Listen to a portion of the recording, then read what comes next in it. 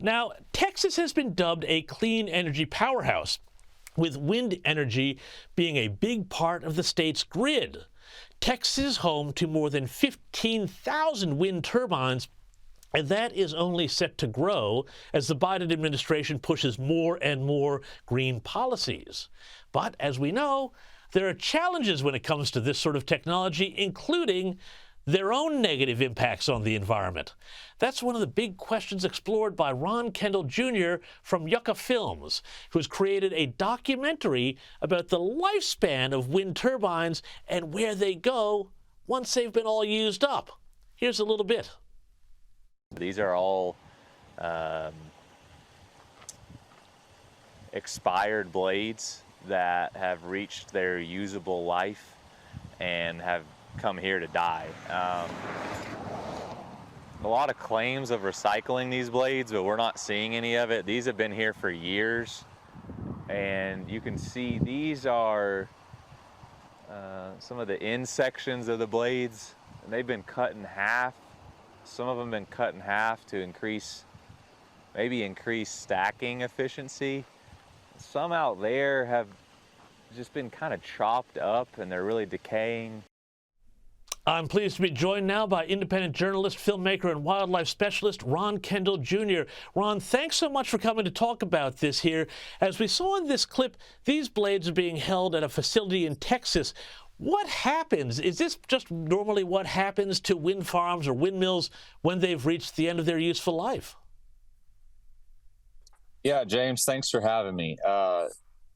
This is becoming an increasing problem that we're seeing throughout the state of Texas, and a lot of the footage that we were collecting recently, and what you're viewing on the screen now, are blades from a facility just outside of Sweetwater, Texas. And this farm has been in operation for about 10 years, and those blades have reached their usable life. They're made 100% out of fiberglass, and they have some other internal components, but mainly fiberglass. And there's no real process or mechanism to recycle these blades. And so once they reach their usable life, we're seeing more of these, I like to call them turbine graveyards, popping up throughout the state, some to the scale of, over 20 to 40 acres of just, maybe 10 tall stacked up. So doesn't seem like there was much thought into the end of life of a lot of these renewable energy sources. So what you're saying here is then these blades, they're no more than 10 years old and they're already headed for the junkyard. Is that correct? That is correct. And we've been monitoring a lot of the newer facilities as well. And I found it very interesting. We're seeing a lot of turbines, and I don't understand the cause, and I don't have a good grasp on this yet, but a lot of blades are being replaced within 2 years now.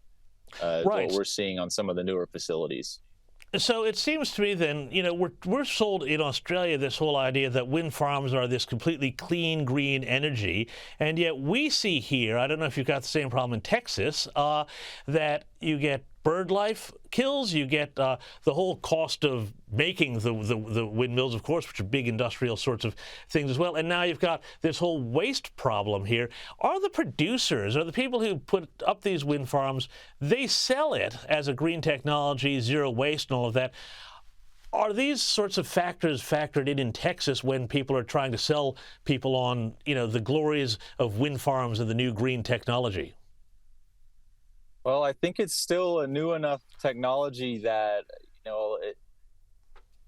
there's no real concern of the end of life. And we're just entering into that phase of, what happens once these have reached their usable life? What happens when the blades have expired?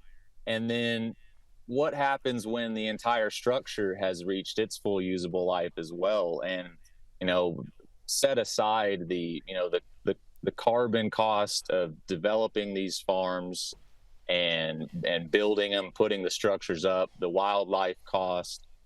We really have to look at who is going to foot the bill for remediating all these sites and bringing these turbines down and restoring. I work on ranches, and I work with protecting native wildlife throughout the state of Texas, and who will foot the bill at the complete end of usable life for these wind turbines. And I don't think at this point that's really been figured out or discussed much yet. And I think you can equate it to, oil and gas has very strict guidelines, and there's a lot of ridicule, and they're under a lens and highly monitored when they shut in wells. And I think there has to be a standard put in place to say, at the end of life here, who's going to cover and remediate all these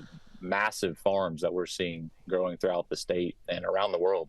Ron, that's a great warning for Australia from Texas. Thank you so much, filmmaker Ron Kendall Jr.